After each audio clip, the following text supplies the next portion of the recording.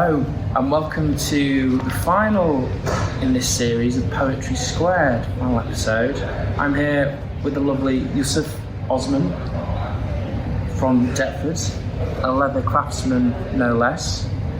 I'm going to talk a little bit about your life. It's not this is your life, but your story. Story as someone who's you've not always been a leather craftsman, have you? Really? No. So yeah. How shameful of you. Yeah. It's interesting you say you want to hear my story. I do. Because I'm actually really tired Are you? of my story. Oh, right, okay. Oh, well, we'll cut it short. I then. want to. I'm tired of the narrative of my story. All right.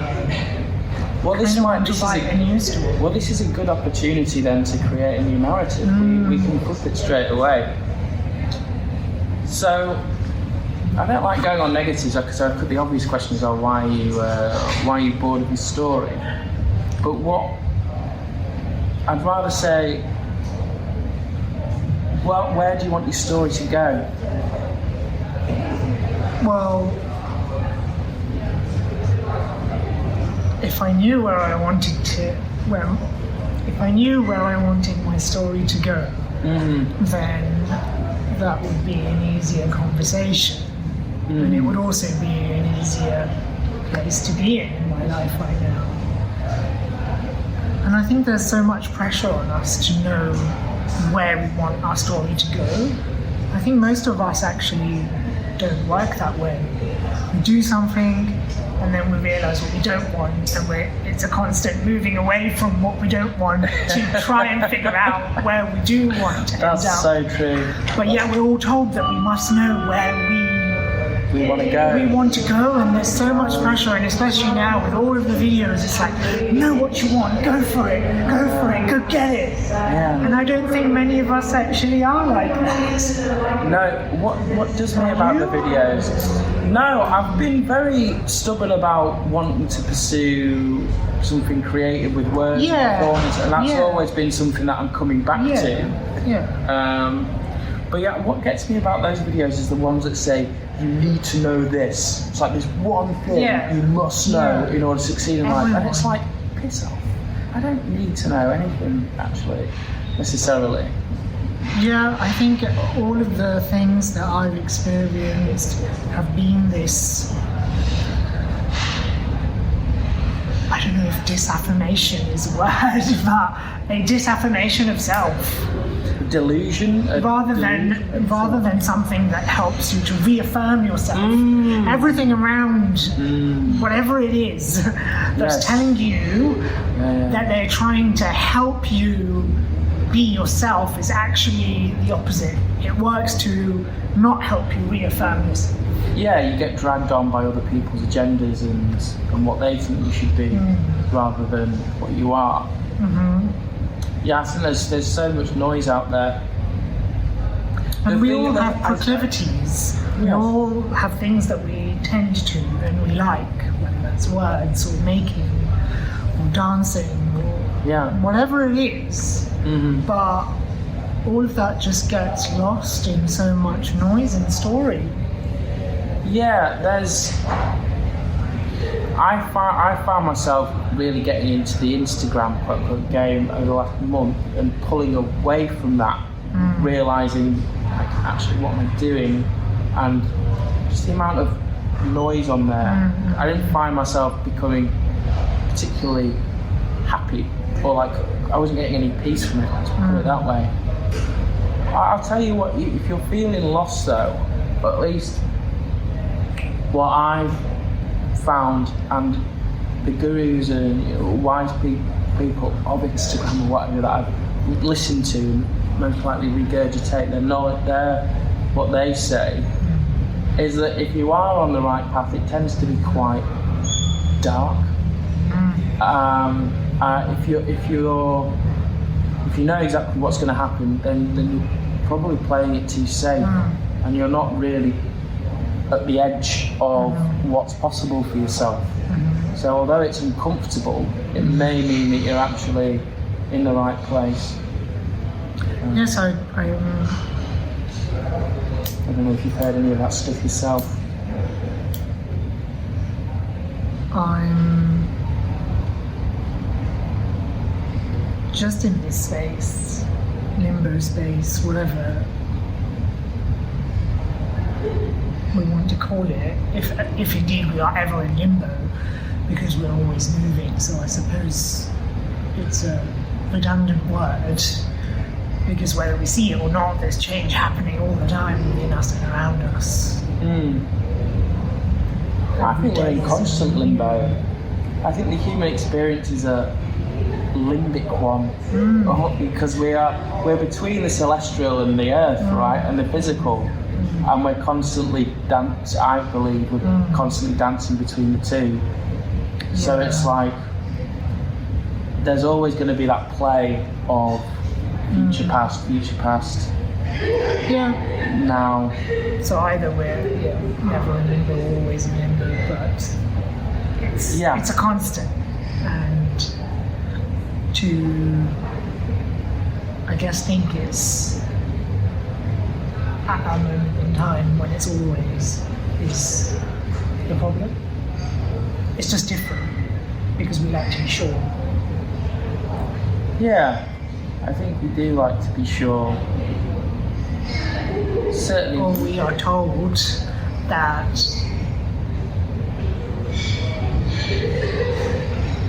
to be sure is an ideal state. So what I'm wrestling with a lot is just this push and pull between action and what action, I suppose. I know from previous experience that the feeling comes after the action. Like a lot of the time I wait for X before I do Y. So I want to know my idea before I take action on whether it's good an or idea, or just take an action. But I know that things only come after the fact. So for example, maybe we wait to be confident before we speak in front of an audience, but actually you have to speak in front of an audience and then you feel confident because you're like, oh, I can do it. And so actually this is something that's always happening.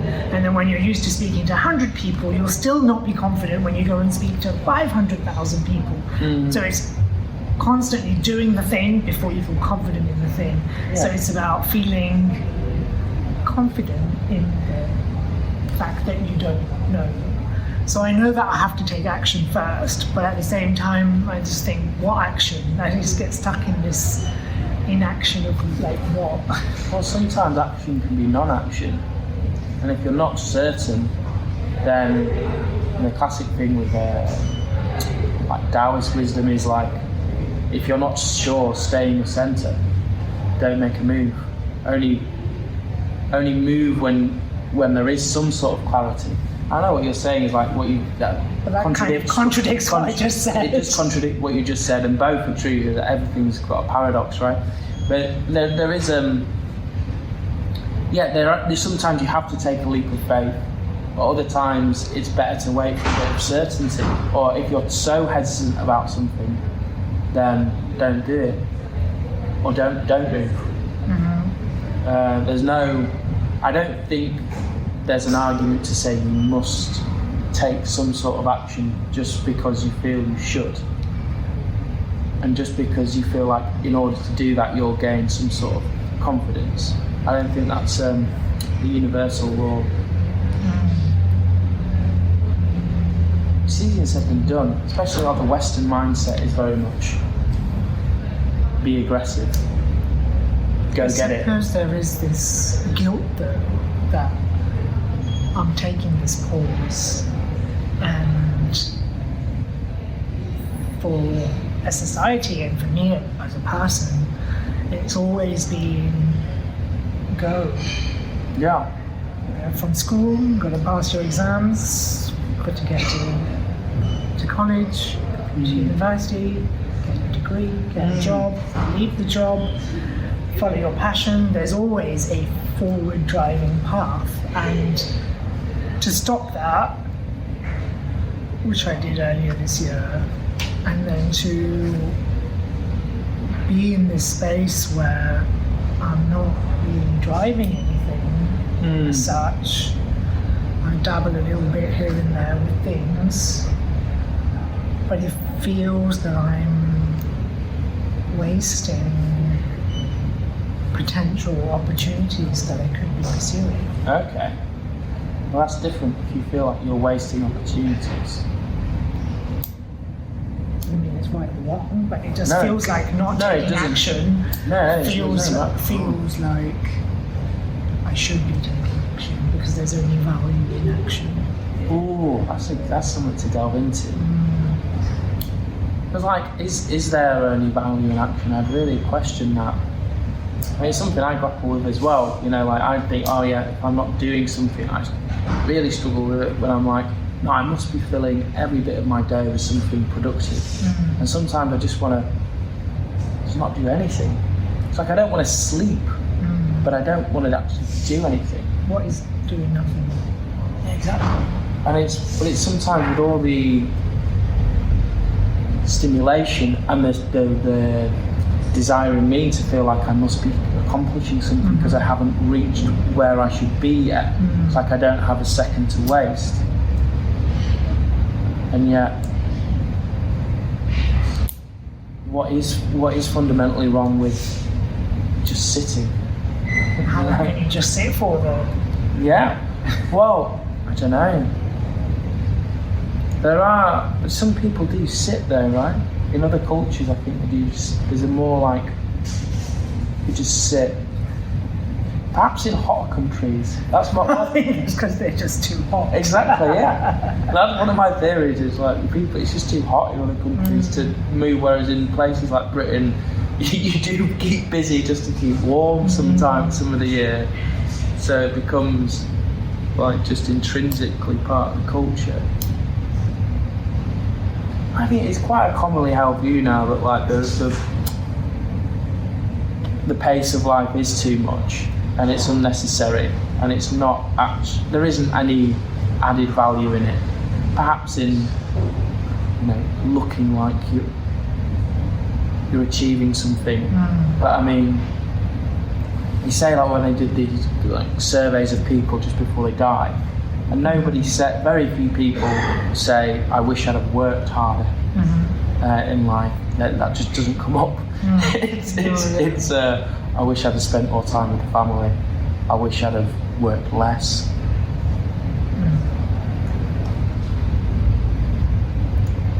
Which perhaps is only a realisation you can come to once you are close to death, I don't know. Well, I realised it, and that's why I retired earlier this year. I've taken a sabbatical because I realised that what is put on us and what I was doing was not sustainable because we live in this culture of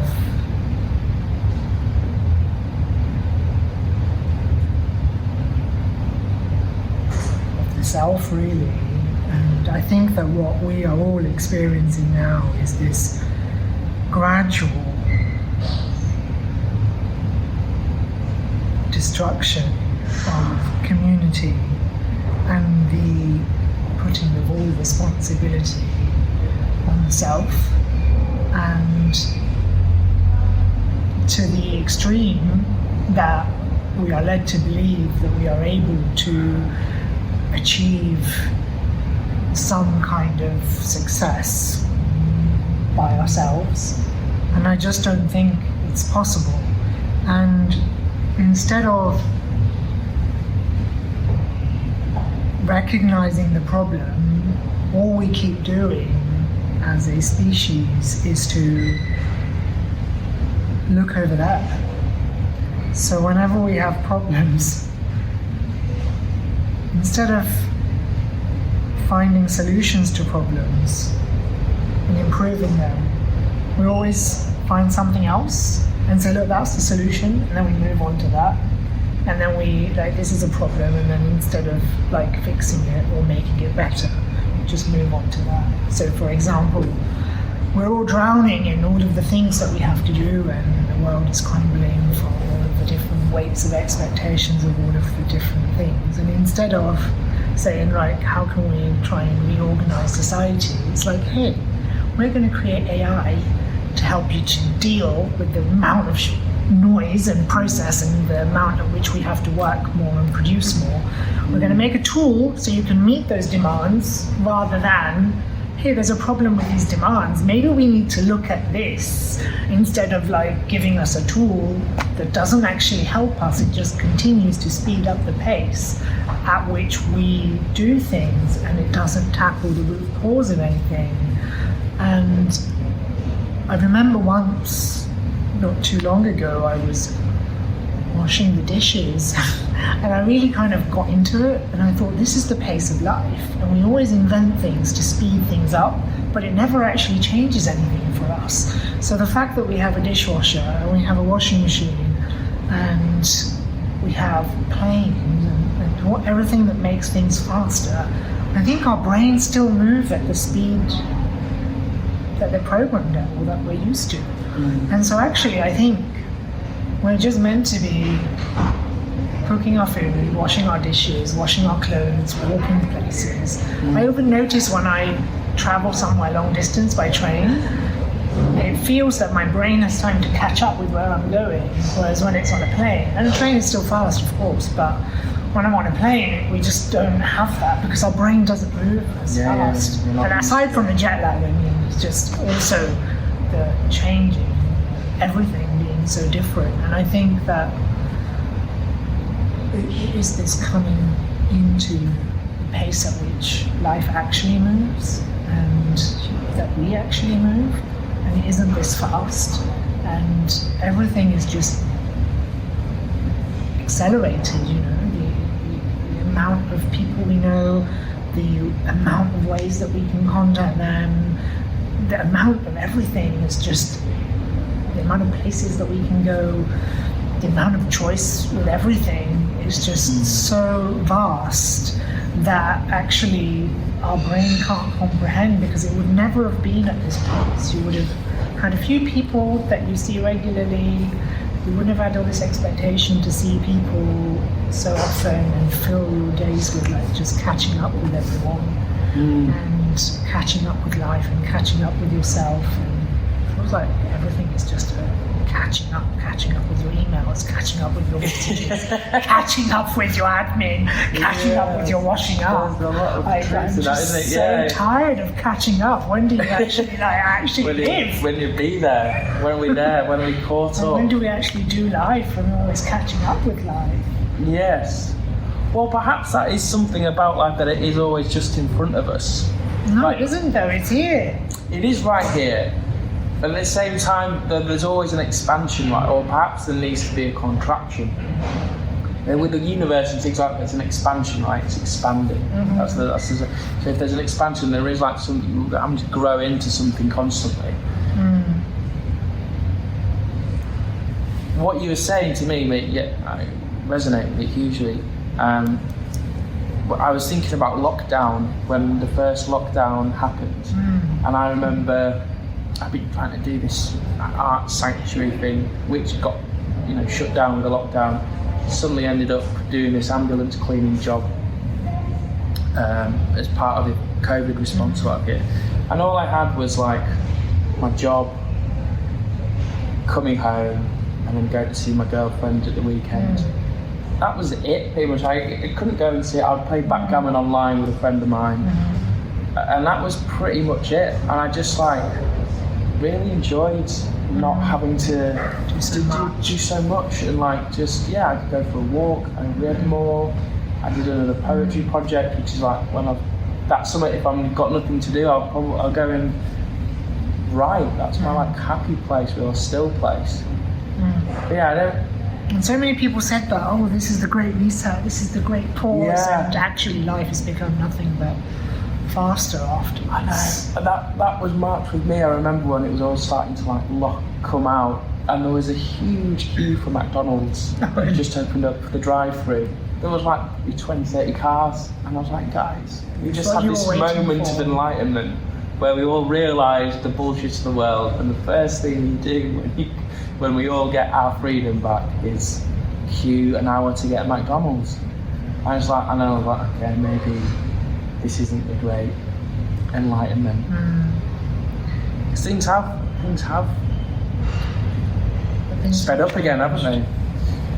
It's funny what you say about AI. I'm exploring AI at the moment, and I see it as a real potential to give me some time back, and then it can do some very sort of admin-y tasks. For example, for like social media, stuff like that, it can reach far more people than I could in an hour. It can reach thousands of people. What do you mean? Well, through adverts, through engagement, through stuff like that. I don't even know. Can you do that? What do you mean? Yeah, so like it can automate. Obviously, it can automate emails. You can instruct it how to operate your social media. So it can do that stuff, and it can be doing it 24/7. Without a break, while we're doing something else. And for me, I'm interested in exploring that. I'm very much. I've come to this very late. Like Facebook for me came 14, 15, 16, and I was like completely like, no, I didn't get a Facebook account for 8 years after that, and I think that was a bad decision in the end anyway. And it's like I've always been part of the anti-online movement. I'm getting to a point where it's not working being against the technology. So I might as well try something different and actually say, you know what, I'm going to lean into this and see what happens. And I certainly don't want to live a life of being online all day, but perhaps I'm going to have to just accept the world we live in to a certain degree in order to find a balance with it. Well, see, I'd love to live an idyllic life of like being in nature. Like I lived in the woods for a few months, and that was great. And I felt so reconnected to like how we used to live hundreds of thousands of years. Things like collecting firewood and starting to understand that breaking dead branches off a tree is actually like cleaning the forest, almost like like a bird picks nicks off a bear's back or something. That's like, for me, that's what we were doing for the forest, and then we use that wood, and we suddenly part of that reciprocal, harmonious, potentially, way of living and interacting with the world. Whereas the online stuff doesn't feel like an interaction with the natural world. That goes without saying. Why am I doing it? Because I do believe in like there is a change, and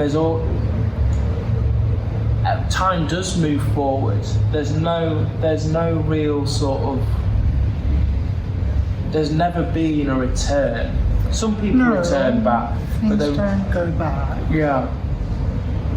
But time doesn't move forward. Have you read that book? Go on. Which one? I don't remember. It's like 4,000 Weeks or something. No, I don't know that. It says that this concept that we have in the Western world, that time moves like this, it's a very new concept. Right. Time doesn't move this way. Okay. Which way does he say it? Well, just the way that we think time is linear, it just moves this way, and we're always moving this way. That's a very recent Western concept. Even in the West, people didn't used to think of time as this thing that was separate to them. Time has never been separate to people, so I don't know when, but he said back then, if you were to ask someone what time is it, they would be baffled. They would say, I don't know what you mean. The time is whatever they were doing, that was what the time was. So if they were eating, then that was the time to eat because they felt hungry. Or if they were working, then they had to work. they didn't have this concept of time being external, but time became externalized when factories came in, because then the time had to be owned, had to be measured. Your time had to be measured. What time you had to be somewhere, what time you took your break, what time, how long you worked. So only then time became externalized, and people started saying, I'm late for work, I'm late for here, I've worked this much, it's time for my break now, it's time for my weekend now, and those kinds of things. I get that, and I could see that. And I know that, constantly say that time doesn't really exist, it's an infinite thing, you can jump through space and time at any given time.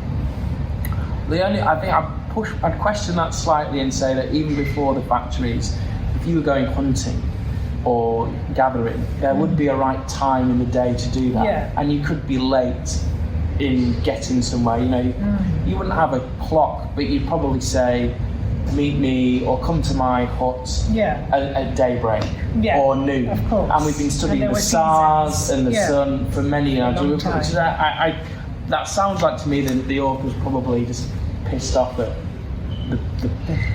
the push forward, and I'd like to know where he's really getting his information from. How many people did he interview that are from 10,000 years ago to get his information? But I think that probably the fact that obviously people have always had a concept of time, but maybe it wasn't so externalized. It had this thing where it was chasing time and catching up.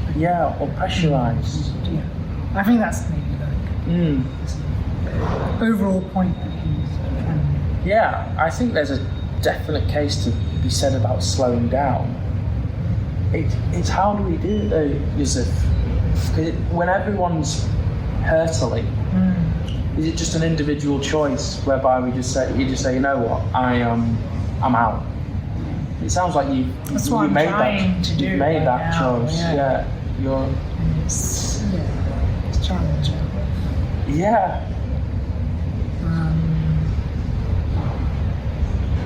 I did a day. I got this. Joined this course, like a business course, and one of the modules is about time management, productivity, which is what we're talking about. And so for the last few days, I've been filling in this spreadsheet of every half an hour of how I fill my day. I couldn't think of anything worse. You know what? And it's been terrifying at points, but it's really super heightened my awareness about what I'm doing with my time. Because it's like it could be seen as like, oh God, I've got all this pressure. But at the same time, I've got all this preciousness about, I only have a finite amount of life. And so I have been guilty of wasting time. You can't waste time. That's the whole point of this book. The book is like, we all have 4,000 weeks or something like that. Okay. That's what in our lives. Well, I think we can put our time to better use, and if I'm not enjoying or I don't feel like I've done enough, and it could go back to accomplishment. And I don't think that's a bad thing to want to do something with your time. Maybe you're always doing something with your time. What is accomplishment? Well, that's true. If as long as people are feeling satisfied with what they're doing, then to me it doesn't matter what you're doing.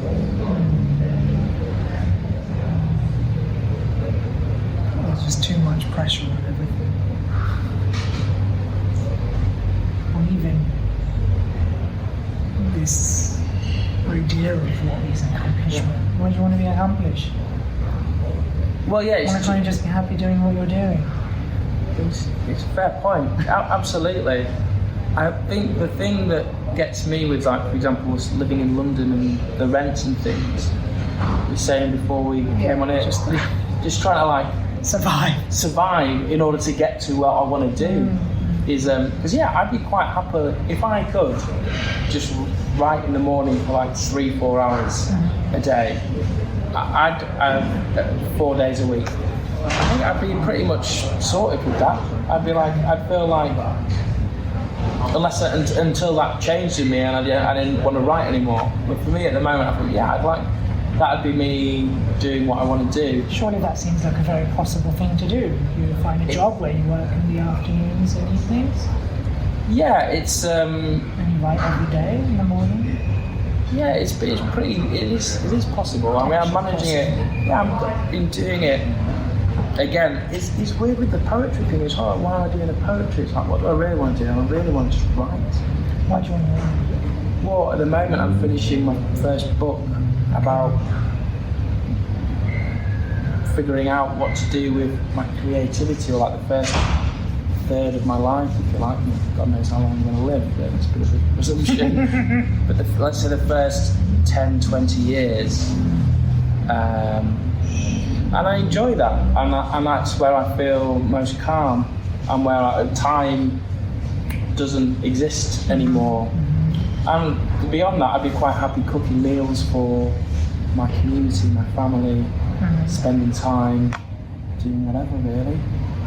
Yeah, the dream would be just to be able to socialise in the evening, or do nothing, or read a book, explore something. Yeah, and I don't want for anything else, really. So then what? So you're more or less doing what you want to do? More or less. That is only like a very recent thing. Okay. And I'm still I'm finding this balance between the work and life. Like yesterday, I felt pretty burnt out, but I had a fantastic day of replenishment and creativity and just like exploration in the world. It was great. I'm not sure also that I agree with this finding balance, because it's just like, it just separates different parts of yourself. So again, I think it comes from work being externalized, and I'm not saying that things were all idyllic back in the day, because people were making stuff and they didn't have much money, and just because you were we romanticize arts now, or crafts, but I don't think there was ever a time when a crafts person was just living an idyllic life. Like, you may have been making money from what you were doing, but you may not have had a lot of money, and you would have been working really long days. So 100%. I think that everything we do is all of us, and I don't think that there's a balance. No. Because it's all of you, and it just kind of, sometimes you work a lot, sometimes you work less. Yeah. In the seasons, how you feel, sometimes you're good at socializing. I think the balance comes when you look at it at the end of your life and you say, did I do all of the things that I wanted? Rather than on this like weekly or daily basis where we're like, oh, now we need me. Sometimes you go through periods where you don't have a lot of me time, and then you're like, I need it, and then it's just always this push and pull. Would you not say that is the balance though? It's like you get unbalanced in one area and you realise that, so you correct yourself, and that's the ebb and flow of life. I guess, but I think when people normally talk about balance, they mean I want like a balanced week, and I'm going to work this much and have this much time off, and I want this. And that's not how our days and our weeks work. Sure, I get that. I think it is important to stop that as much as possible and not get to the point of burnout or of overdoing stuff. Yeah, which is the easy. So I suppose it's just managing the extremes of every different aspect of your life. And this idea, like you were talking about before, of like, what are we returning to? Like you said, there has been no idyllic time.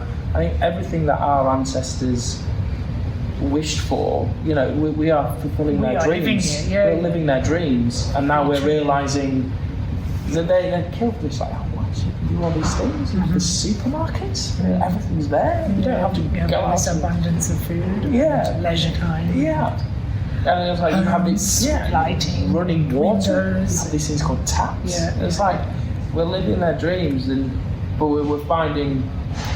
Like you were saying, it's always earlier on. It's always it's not necessarily a knowing what you want, and then being fully satisfied with that. It's like going in a certain direction, realizing that it's maybe not for you, or it's not perfect, which never is, and then finding the better solution.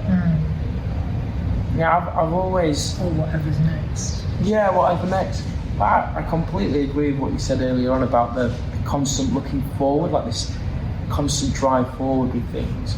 and not solving solutions. Like, we still live in a world of poverty and malnutrition and disease in places, and it's like, how have we not just got the safety net there for everybody? How have we not managed to like get that standard for everyone? Yeah, the answer's obvious, it's greed and pushing forward, but it's like, why are we going to the moon when we haven't got our tail sorted yet? It's just another look over there. Yeah. Just another look over there, like, oh, Yeah. let's do this instead of, Yeah, you know. it's like, no, that's boring. So I don't know what it is, but it's the perhaps that's what's makes us human is that drive forwards. But it doesn't particularly interest me. I'm not a scientist. I think that there is something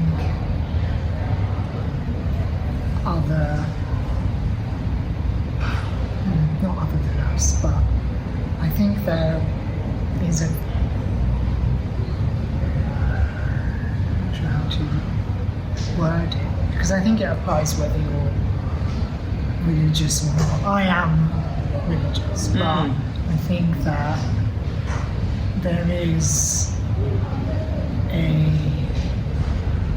consciousness that is all of us. Everything comes from the same place. And I think that when we get torn from that consciousness, which is what this world is, so we become separate, but we're all from a whole. And I think that everything that plays out is because we are one entity that's been fractured into millions of entities, and we can't deal with that. We don't understand that because we're at a loss. And I think that's where all the problems really stem from, because we are a single consciousness and we are living a fragmented version of ourselves, and our spirit or soul cannot grapple with that, and there's always this longing back to that, and because we can't deal with that longing, because we can never fulfill it until we die, that's where we have all these problems. That's kind of like how I see things. I wanted to ask you actually more about your faith and how Muslim, right? How does that affect where you are now? Is there a lens that you view the world in at the moment with your faith in mind? Well, I am re-educating myself about In what way? my faith and my culture and everything, because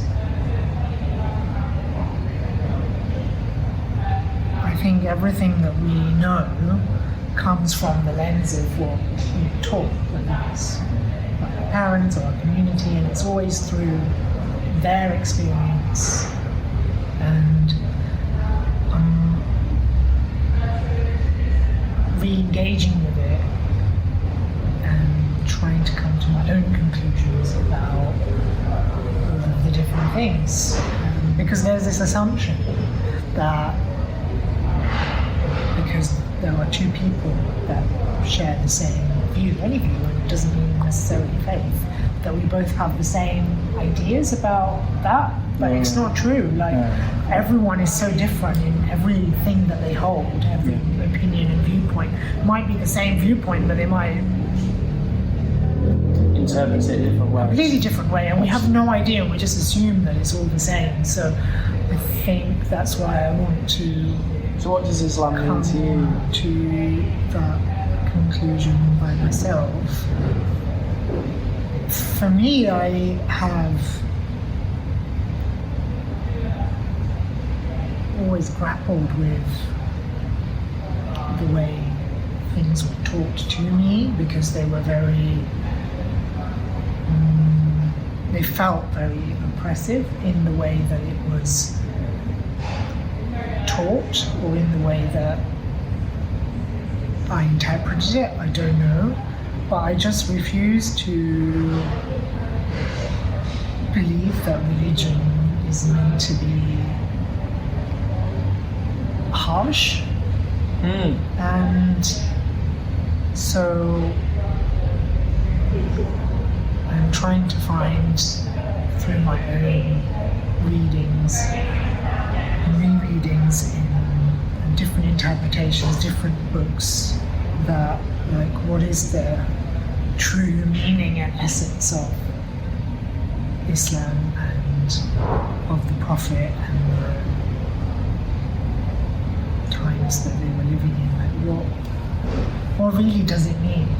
Because you hear a lot about Islam being a religion of peace, but like how I wanted to like find out what does that really mean for myself, because growing up it was all just you have to do this, you have to do this, you have to pray, you have to do this, otherwise you're going to hell. There wasn't like the peace and the love, like you didn't feel that as much. And so that's what I'm trying to find. And would you ever consider giving up, like, converting to another faith, or you feel like there is the truth you're seeking is in Islam? I haven't really explored any other faiths. The only thing I've explored is whether Islam is, or whether the existence of God is real. And I think for me, even if I were to say, oh, it's not true, I wouldn't believe it. I do think that there is something else. So I think the presence of God is indisputable for me. So I can't really. Yes, because I can't think how could we possibly exist without something. Some people do. Yeah, they do. I just don't. Yeah, they do. Yeah. But I don't. That's where I'm at. I don't see how it possibly could be anything else. There has to be some sort of creative force. So even if people ask me, what about this, and what about that, and what about this terrible thing, or what about that terrible thing in your religion? So you can tell me all of the things, you can like show me all of the things, but at the end of it, there's just a feeling that I have that it's true, and that's it. So I have to go by that feeling. Even if I were to say, I'm not a Muslim, it's not true. It just doesn't sit right with what I believe. And so I still believe that this all was created, so it wouldn't make sense for me. So even if you try and have some intellectual debate with me about it, I'll say, well, yeah, I'm happy with things not making sense. Yeah, and I think lots of people with faith, they want like it all laid out and it all to make sense and nothing to contradict anything and everything to be like, they want like God to be there before they say yes, and probably then they'll still say so. Yes. I mean, that's not what faith is. No. It's illogical, isn't it? That's the problem, isn't it? Or is it logical? I don't know. Well, like what you're saying. To me, it's the logical conclusion of everything I see. Yeah, me too. As you said, I can't see anything other than that. It's like as obvious as the light going into my eyes. But there's, there is again. It's this intellectualization of faith that was always going to leave people wanting, because it's not. You can't intellectualize it. People have, but it doesn't work on that level. So beyond any of our intelligence. Although they say, have you heard of this thing called the Akashic records? It's like these records basically that we all have access to, that's a record of everything that's ever been and ever will be. And if we know how, we can access them basically. It's like more than memory, it's like infinite knowledge and wisdom. And that's there. I certainly believe that there's more than the physical plane. of existence. I don't know how many planes of existence there are and how they all work. Did you have a faith, or do you just have a genuine sense of God? I was brought up in a Christian Church of England house, which I found very boring, and thought I'd quite early on twigged that God didn't exist. So I was like an atheist for quite a while, or at least an agnostic. Yeah. And then I've become more spiritual and through writing, really, and the things I've done through that and the experiences. I went to a spiritualist church yesterday, and this guy, I've never been to a clairvoyant thing where people are there waiting for messages from the dead. And this guy's just picking people out, including myself, and telling us messages from people, using names, using specific details. There's the skepticism around this kind of thing is like, oh, they're just talking generality. It could be anything for anyone. It just couldn't be. And so for me at that point, it's like, I am absolutely now of the opinion that it's definitely a spirit world. I know some people say they can see things, I can never see things, but I get messages for people, and I can feel like things like that. How that fits into God, I don't know. It's like you talk about the interpretations. God means so many different things to so many different people. I talk about like consciousness and how you described we're all a fragment of consciousness and we've been split, and if we have any purpose in life, it's to return to that oneness and that awareness and realization that we are just part of this whole, and that for me is God.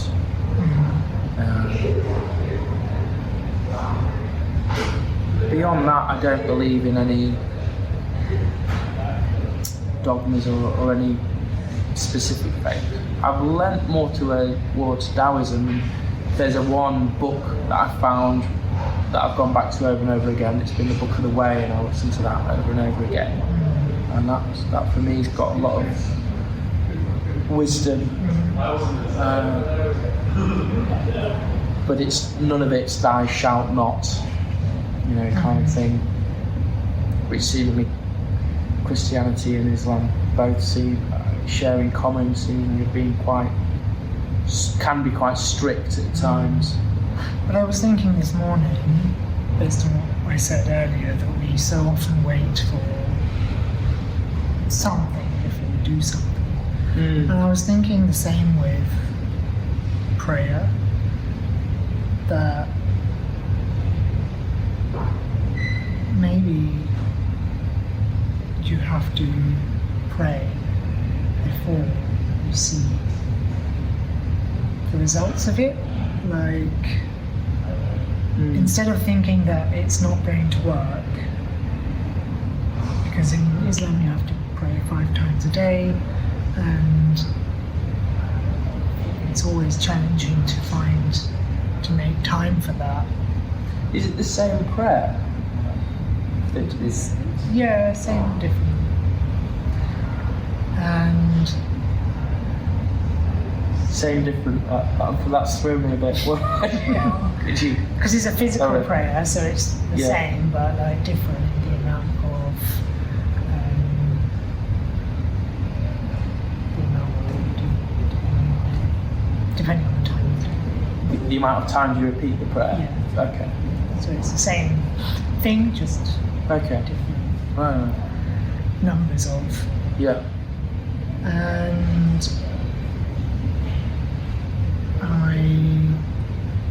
was thinking, maybe you have to do it to feel the effects of it after some period of time, rather than like wait to know that it's what you need, and then you like, okay, I now fully believe, and then I'm going to pray. Maybe it comes like that. Yeah.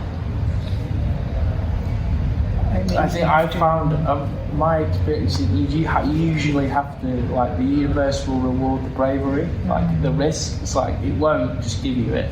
You have to make the first step or the first move, and then it'll be like, all right, you've paid your dues with that one. You've committed. There you go. There's a bit of confirmation for you, or not.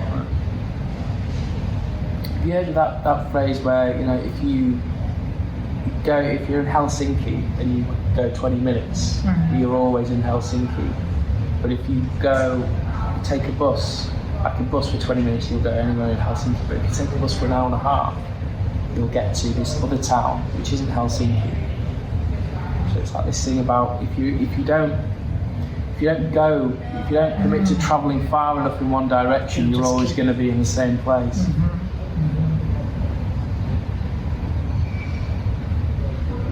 Yeah. I think part of why it feels really challenging at the moment is because either it is, or I'm saying to myself that it is. I feel, and I know that this is a very privileged place to be, is that I have like I could possibly do whatever I want to. So, and I've always felt that to some degree, because generally people make changes based on something. If they want to move, usually there's a job, there's a family, there's a partner, there's a study. I moved to London because something brought me here, a study. So there's usually something that makes people make a change. And when there isn't anything, which I know is a very lucky place to be, I have to say that, so because that's the perspective of it. I could do whatever I want, I could move wherever I want, and can do anything. You know, I work independently. I'm not bound by any decisions. So when there is a world of infinite possibilities, then you end up choosing none of them. Well, sitting this in action, you know. Yeah. So that's kind of flipping a coin. Yeah, I could flip a coin. Maybe I'll have to two. resort to that. Maybe I'll have to.